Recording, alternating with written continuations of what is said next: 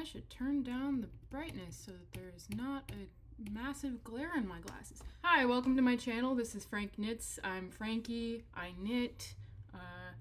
This is going to be, I think, a podcast all about my crafty endeavors, be they knit, crochet, sewing, a little bit of odds and ends, a little bit of everything. I'm hoping to upload semi-regularly on this channel, tell you guys what I'm up to. Sort of as a thesis for this channel, I find myself often wishing I had better archives of what I've done, what I was thinking, what projects I've completed and maybe don't have the physical version of anymore. And I really love watching everybody's making podcasts. So I thought it'd be fun to try my hand at it. So for this first episode, I guess we'll start with the slightly crafty thing I'm wearing, which is this work shirt that I cross-stitched like it's a name, Menace, onto. That's a lavender menace. And so I thought I'd talk about some of the projects that I'm working on right now.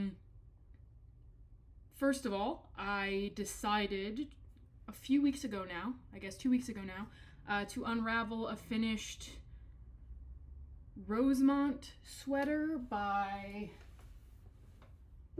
Hannah Fettig. I just didn't like how it was sitting on my shoulders. It's compound raglan construction. If you've worked it before, it's a pretty popular pattern. And it was a fun knit, but I just wasn't getting a lot of use out of it. And I had made it with this like super rustic wool, and so the fold over collar was really just bothering my neck and all over. I've just been trying to get better about knitting things that I'll actually wear and getting more comfortable with frogging finished projects if they're just not working out.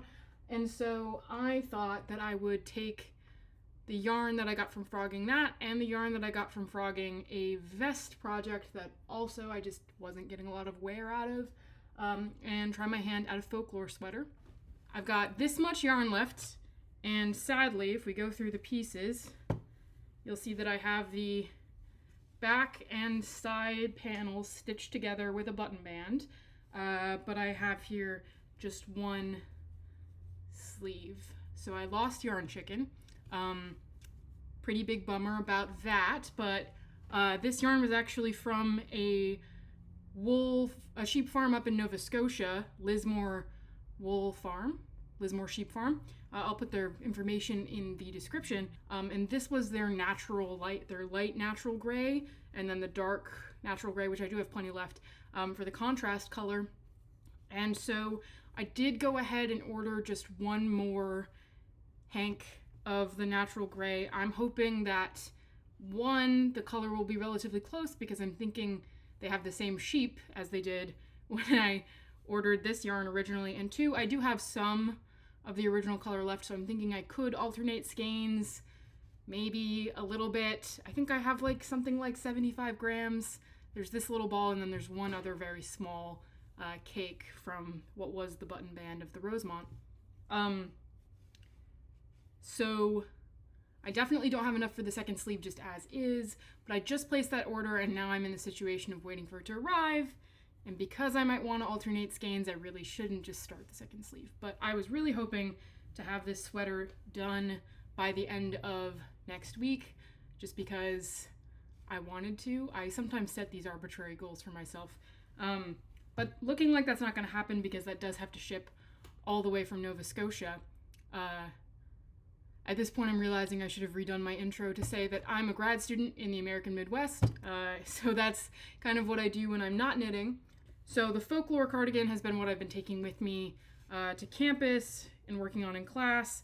And so I was hoping to be able to wear it next week. I won't be able to wear it next week. But it already looks really good, and I'm very excited for when it will be finished. I'm not super excited to set in the sleeves. It's been a while since I did a set-in sleeve sweater. This is a bottom-up construction. I'm following the Free Lions brand pattern, which leaves some things to be desired, but I'm familiar enough with cardigan shaping that it hasn't been too much of a problem. And I really prefer top-down sweaters. Usually top-down in the round is my go-to for a sweater. And that's part of why I've run out of yarn, because if I'd known that I was going to be 75 grams short. If I made it this size, I probably would have adjusted the size a little bit and ended up with enough yarn. That's neither here nor there. So Folklore cardigan is kind of in stasis while I wait for that shipment from Nova Scotia. Usually it takes a couple weeks to get here, so this will be on hold until I can get the yarn back in.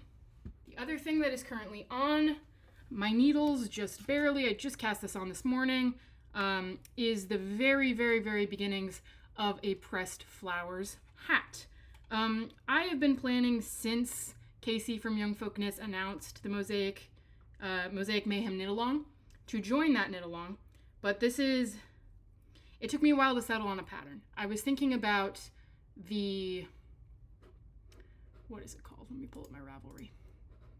The Tincture hat by Andrea Mowry. But ultimately I just wasn't feeling the aesthetic of that, and I love everybody's pressed flowers everything. I felt very left out when everybody was making the pressed flowers cardigan during the pressed flowers call, all of that, and I just I don't keep a lot of stash on hand. I'm a grad student, I'm not made of money, and I just did a big D-stash, so I don't usually just have sweater quantities around to do whatever I want with. So I recently picked up some yarn at our local farmers market. It's got this nice sage and peach, and they are an independent dyer. They go by the name of Brilliant Creatives, Brilliant, and I will put their information in the description. This is a DK weight superwash merino. I typically don't use superwash yarn, and I tend toward more natural colors than this, but I thought, like, for the pressed flowers hat, it would really be nice to have these bright sort of pastel florals in the hat. For an accessory, I think it's appropriate to do some slightly more bold colors. I think for like decor items and accessories, I love color. For things I actually end up wearing, I usually gravitate toward more neutrals. So I've got just a little bit of the brim. I actually don't have, I use Knit Picks interchangeable 4-square needles. I have kind of tendon issues in my hands. I find that these are much more comfortable and they're at a better price point than some of the other 4-square squared off needles. But the sizing on those starts at a 3, and the pressed flowers calls for a US 3, I should say. And the pressed flowers hat calls for US 4 is what they start with. My needle set starts at a US 4, and the pattern calls for a US 3, which is a 3.25 millimeter. And I probably could have gotten away with going 4 and then 5, but I just was worried about the brim not squishing back together, which is a problem that I sometimes have with hats, especially a 1x1 rib. It tends to get blown out for me. I also went ahead and did a tubular cast on, so it's got that nice, neat rollover. I'm guessing this is a pretty deep brim the pattern calls for. I'm guessing this will end up getting folded up, and I think that it looks much neater when the brim folds up when you have a tubular cast on. Yeah, so this is the very beginnings of the pressed flowers hat. I'll probably be posting on my Instagram, which I will put in the description as well, to enter the knit along formally for the Mosaic Mayhem knit along. So I'm excited about that. I'm hoping to get to all the brim done today. We'll see if that happens. It's already almost afternoon. The other project that I'm actively working on knitting wise is I recently showed my partner When Harry Met Sally, the movie, for the first time, classic rom-com, as part of their sort of rom-com education. And we were watching, and we got to the iconic scene where Sally's moving into the new apartment and they're rolling out the rug, and Harry, Billy Crystal, is wearing that iconic white cable knit sweater. And my partner goes, "We should dress up as Harry and Sally for Halloween." And that set me on a path that resulted in me ordering 6 pounds of undyed wool of the Andes from Knit Picks, bulky weight, and I'm going to try to recreate Harry Burns' sweater. I know that there is the When Harry Met Lucy pattern, which is free by Paul Hasemeyer, I believe. And that's a great pattern, and it really captures like the vibe of the oversized 80s cable knit sweater, but I really think I would like to try to point for point recreate the exact sweater that Billy Crystal wore, that the costuming department found.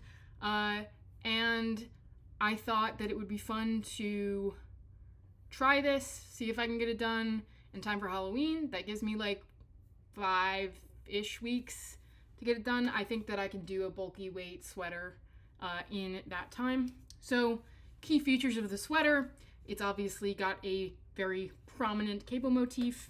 It's got a fold over collar that's kind of a mock neck, and a 1x1 rib. In between the cables, it looks to me like it's fisherman's rib.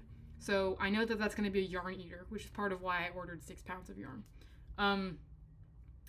So also the Knit Picks Labor Day sale called out to me.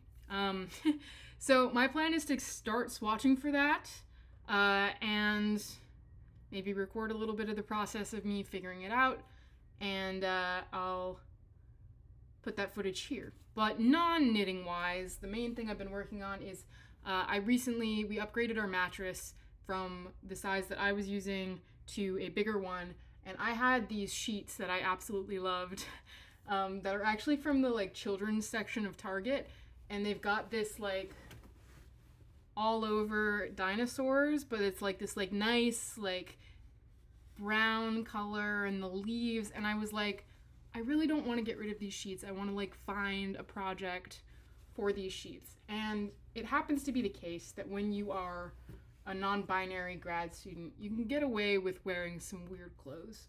And so I went through my collection of vintage sewing patterns, and I found this one. This is Simplicity Mrs. 9197. I'm making the D, the sleeveless one, out of the sheets, and it's nearly done. Let me grab it. My sewing machine light on. So it looks like a dress. What it needs is, I decided I wanted to go ahead and add inseam pockets, which the pattern does not call for. So I actually need to pick out a length of the side seam and a length of the waistband seam, so that I can anchor the pockets in the waistband and have the opening for the pocket in the side seam on both sides. I also I did the buttonholes. I have a nice buttonhole attachment on my machine. So I need to actually open up the holes. I have a little buttonhole chisel that I'm going to use for that. And then I need to obviously attach the buttons. And then finally, it will need a hem. I've still got a raw edge at the bottom. You'd think using bed sheets I could have been smart and have saved myself the work of hemming by cutting such that the bottom was already a finished edge. But I didn't think about that until it was too late, and so I didn't. So I will need to put a hem in it. It's maybe for the best, because I really would have had to work to make sure that the hem stayed level if I went with the pre-finished hem, and this way I'll be able to press it, make sure it's level all the way around, and then it'll be looking cool. But yeah, it's got a slight bit of positive ease for me. I find myself much more comfortable in garments that are more loose and flowy, and I think this is going to be a really good, like, honestly Miss Frizzle kind of vibe, to wear this. Maybe as it shows in the pattern, this person's wearing like a turtleneck shell kind of under it. I might steal that idea. I have a nice like green turtleneck, like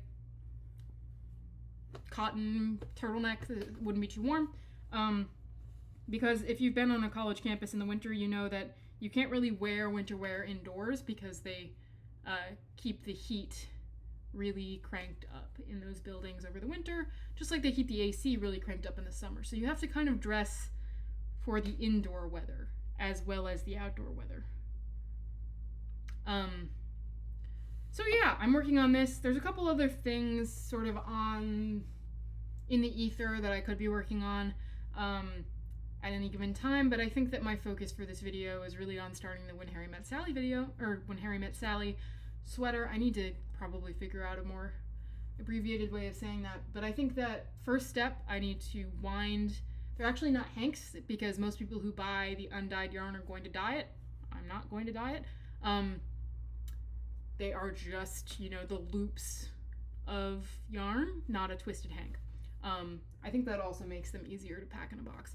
So I will need to dig into that, and I will probably put all but the one I'm using into hanks just by rotating it and tucking it in while I wait to get that far. But then I'm going to wind one and probably start swatching. So stick around if you want to see that.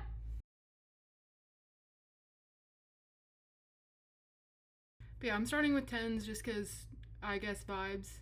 Okay, so in this photo you can really tell that I'm pretty sure it's a full fisherman's rib, not a half fisherman's rib. And that on the sides we have kind of maybe a 10-row cable that crosses over every other direct. Yeah, it looks like it's a left cross and then a right, it alternates.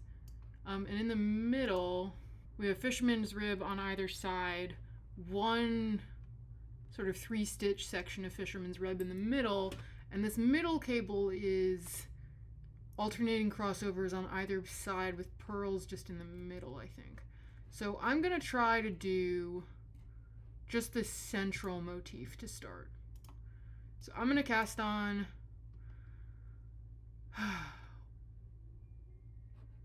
maybe like, it looks like it's a 16 stitch thing in the middle. So I'm gonna do 16 plus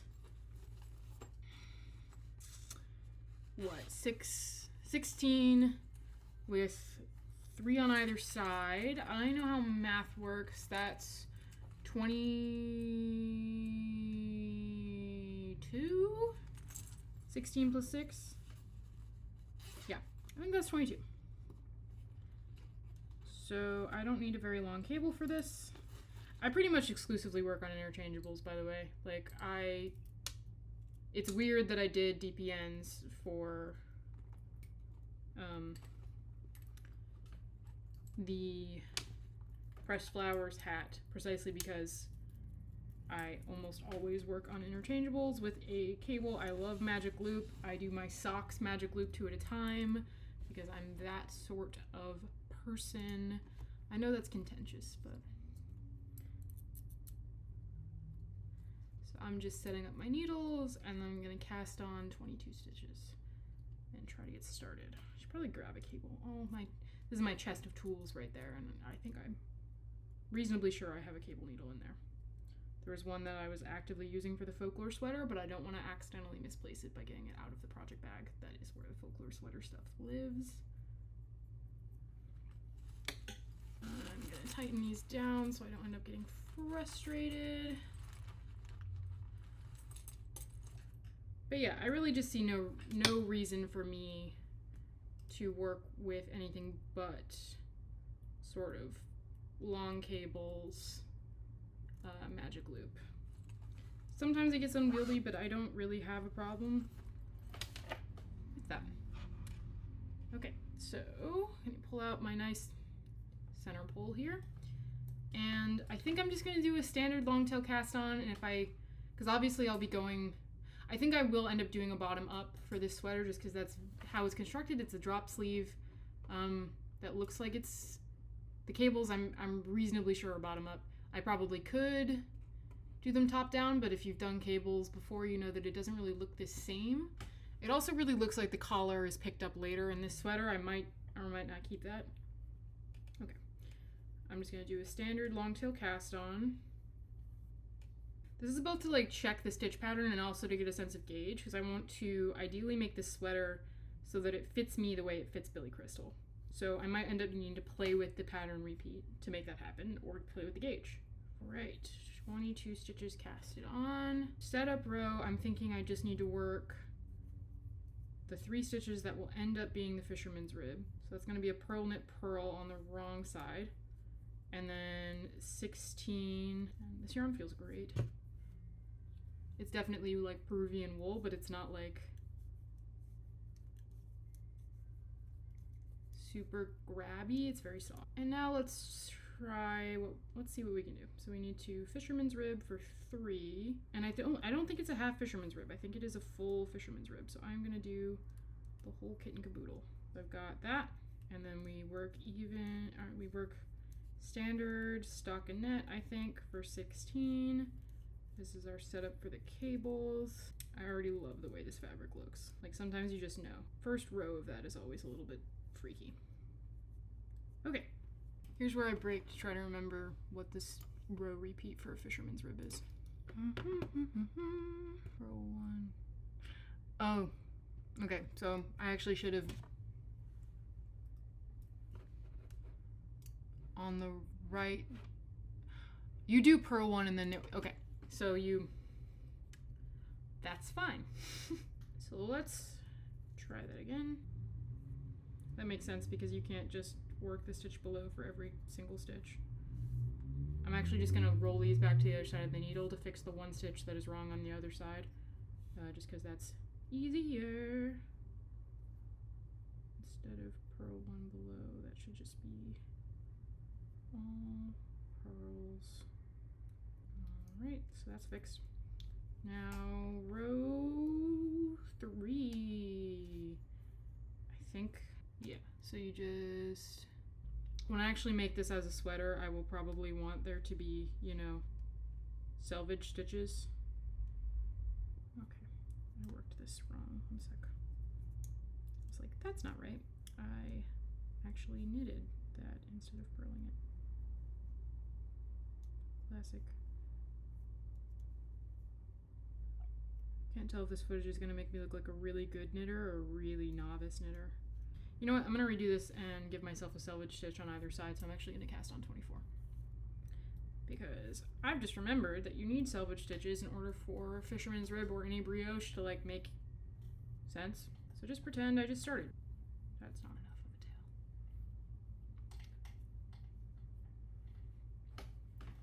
tail. 2, 3. Okay. So I'm just gonna keep a garter selvage, I think. Setup row complete. Oh, you'll notice that I am a continental knitter.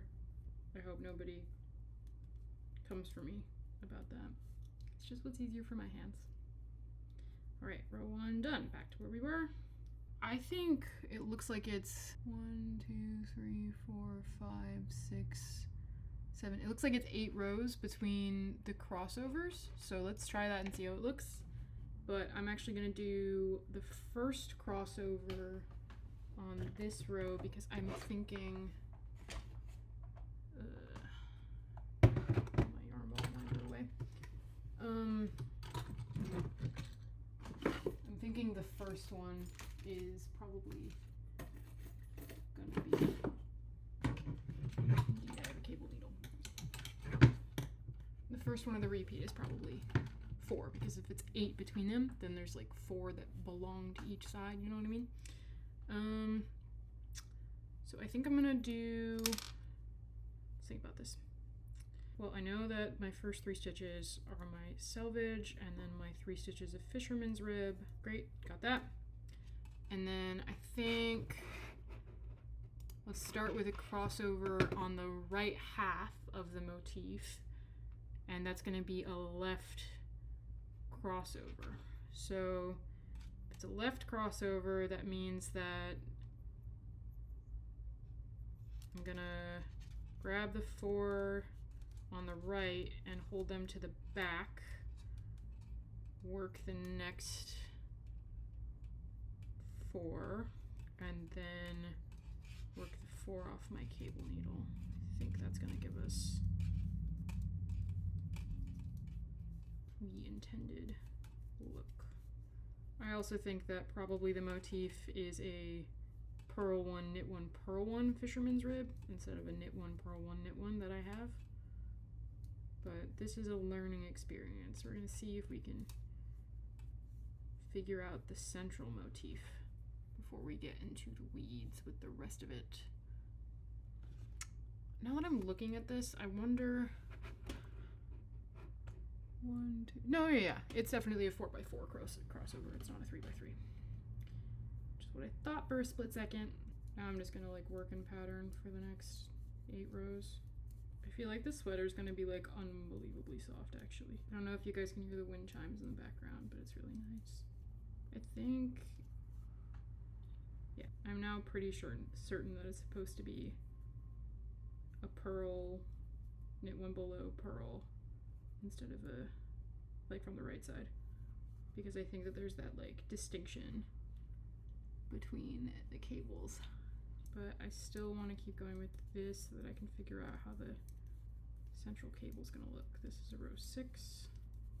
I do think that Harry's sweater is probably made of a slightly less fluffy material. Like it might even be like a cotton blend instead of wool. Also, I think that it's actually 12 stitches in the middle, not 16. I love that I'm so good at counting. Like, I think it should actually be 12. Yeah, I'm pretty sure it should actually be 12 because there's only, yeah. The one leg of the cable is shared between, okay. All right, well, knowledge is power, and we've figured out 2 things that we want to do differently on the next try. So it's going to actually be 12 stitches in the middle, and I'm going to do a purl knit one below purl from the right side instead of the inverse of that.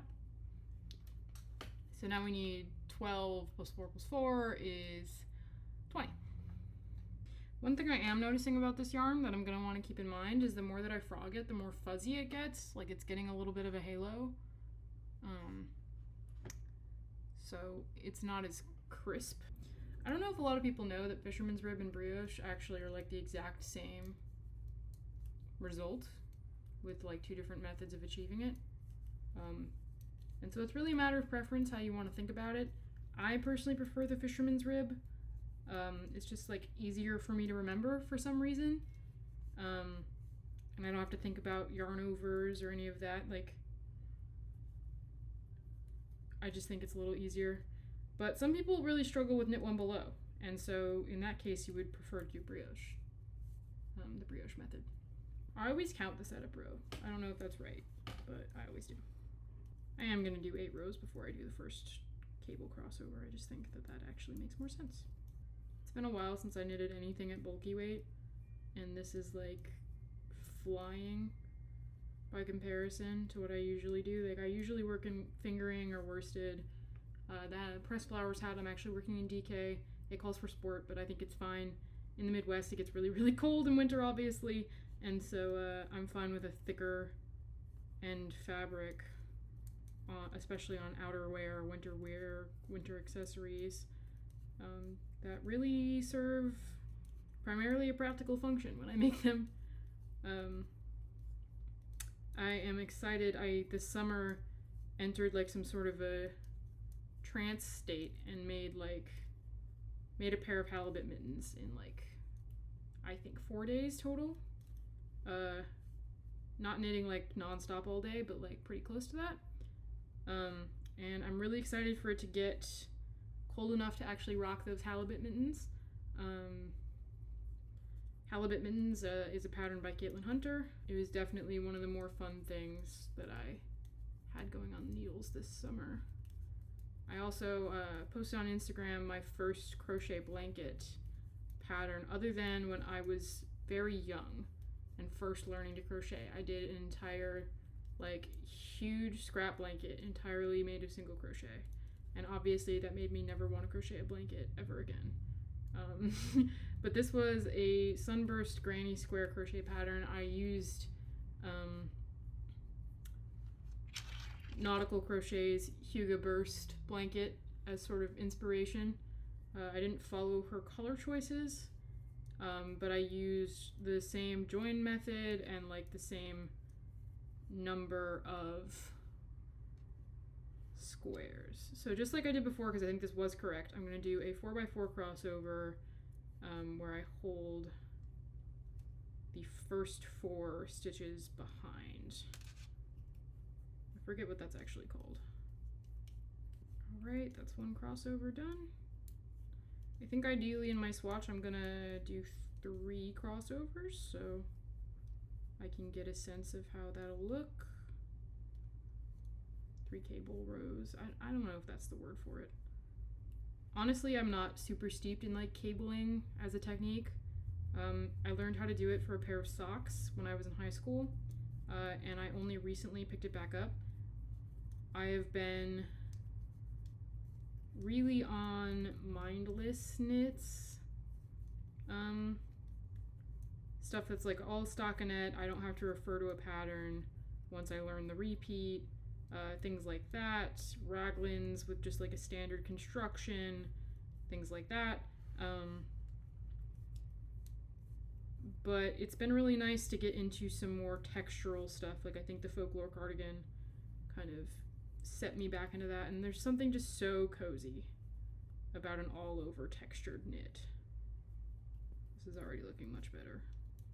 And honestly, I was worried about the scale of the last swatch because that would mean I could only fit so many repeats on the front panel. I guess there's like, one of the good things about this sweater is that there's like a lot of wiggle room,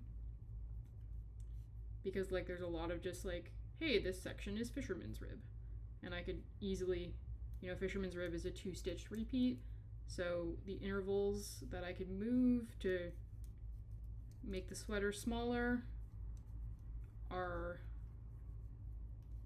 much easier. I think I am going to do some pretty serious neck shaping, just because a drop shoulder often doesn't sit well on me or fit well unless I do a lot of shoulder shaping and neck shaping to really raise up the back. Otherwise, especially because this is a mock neck, I really don't want it to feel like I'm got something right up against my neck, That's being pulled back. It's not comfortable for me. If I had another camera, I would like do an over the shoulder kind of setup, but I don't right now. So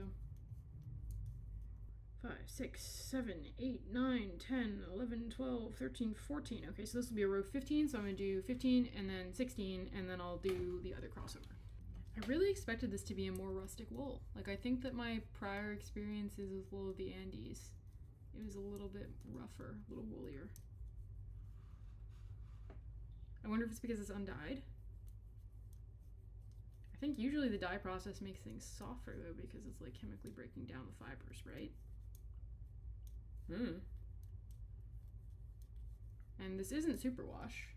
So this next one, that was row 16 I just finished. So the next crossover will be on the other side of the central panel, and it will also be a right over left, which means that I will hold those stitches in front while they work the ones that will ultimately go behind them. 4 stitches in. Grab my cable needle. We're going to hold 4 stitches in front of the needles. Work 4.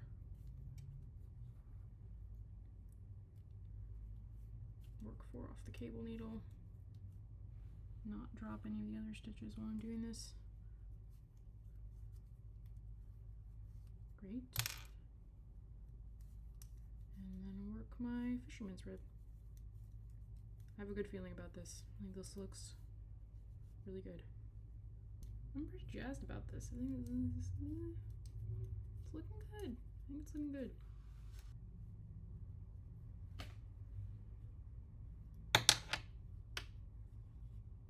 I think this looks very much like the sweater motif. I mean, I have it open in the other tab. I think that perhaps, I think I might want to see what 12 rows rather than 8 between the crossovers looks like actually. So I'm just going to pull out the last few rows and just see what that looks like. Kind of have a picture in my mind's eye of what this looks like, so I'm just going to put those stitches back on the needle.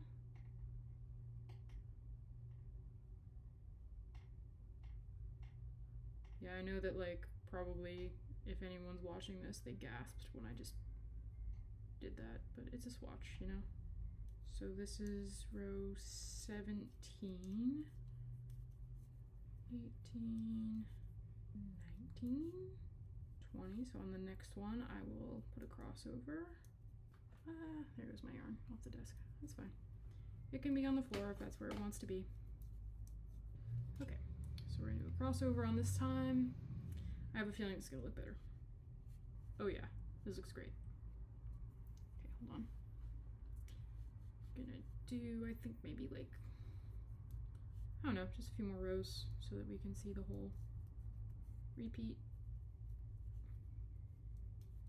I don't think I'm gonna bother making a chart for this. I think I'll just, unless people really want me to make a chart for this, in which case I can try, but I think I'd be much more inclined to post like a recipe and tutorial than I would to like make an actual pattern at any point. Just because like, if I was gonna make a knitting pattern, I would really want it to be size inclusive, and the math that you need to do to grade patterns really just boggles my mind. And I think the people who can do it are really, really talented and vital people for the knitting community. I am not one of those people.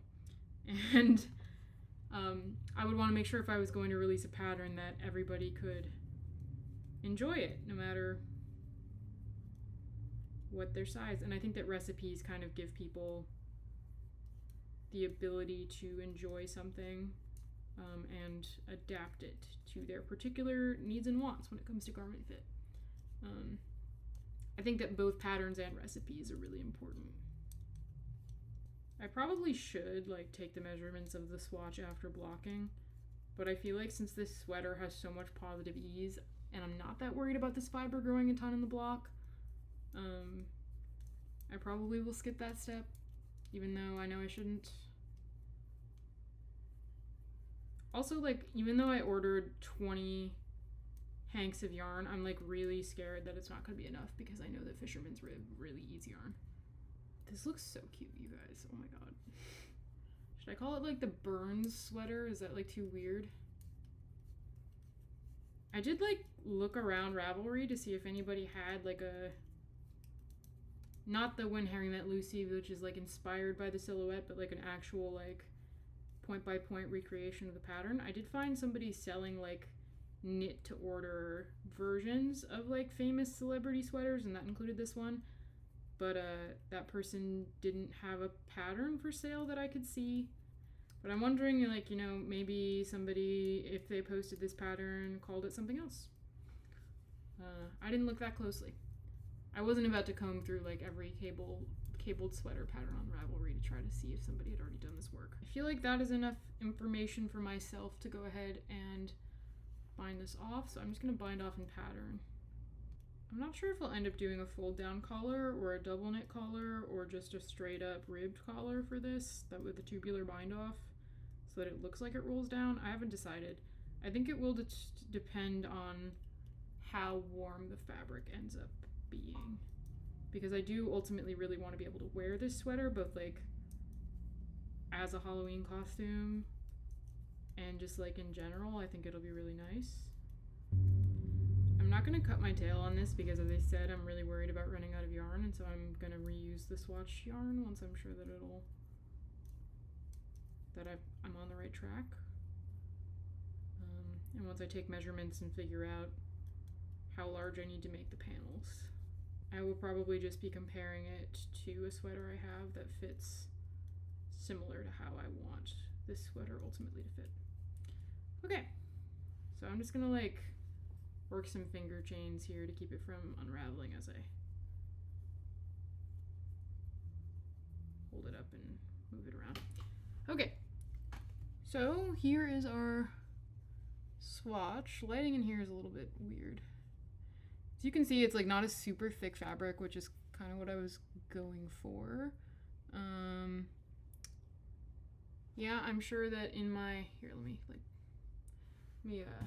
me put a blocking mat behind it so that you can see it a little better. Yeah, so you can see that it's like the central motif. I just hit myself in the face with the blocking mat. That's good. You can see that it's like the central motif from the sweater. It's got the crossovers. I'm pretty sure that this is like how, maybe I'm missing something, but I think that that's right. Let me look at my reference image again. This is Harry Burns' sweater motif. So the sweater has two of these in the middle, and then like kind of a more narrow, looks like an 8 stitch version of this going up either side of the panel. And then the sleeves are like one of these on top and one of these on bottom, I believe. One thing I'm a little worried about is mattress stitching the sleeves and the body panels together, since it's fisherman's rib. I'm not sure if that's gonna make it weird looking. We'll see. I'm pretty sure I'll be able to figure it out. But yeah, so this is the beginnings of a beautiful project, I think, and I'm really excited to share more about it, hopefully next time.